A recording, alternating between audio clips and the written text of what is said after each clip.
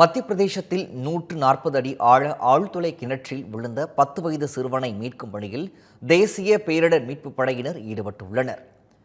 குனா மாவட்டத்தில் உள்ள பிப்ளிகா கிராமத்தில் சுமித் மீனா என்ற சிறுவன் நேற்று மாலை 5 மணி அளவில் திறந்திருந்த 140 அடி ஆழ ஆழ்துளை கிணற்றில் தவறி விழுந்தான். இதனை அறிந்த சிறுவனின் பெற்றோர் உடனடியாக போலீசாருக்கு தகவல் அளித்தனர். தகவல் அறிந்து விரைந்து வந்த தேசிய பேரிடர் மீட்புப் படை மற்றும் மாநில பேரிடர் மீட்புப் படை சிறுவனை மீட்கும் பணியில் தீவிரமாக ஈடுபட்டு வருகின்றனர். 10 வயது சிறுவன் ஆழ்துளை கிணற்றில் விழுந்த சம்பவம் அப்பகுதி மக்களிடையே சோகத்தை ஏற்படுத்தியுள்ளது.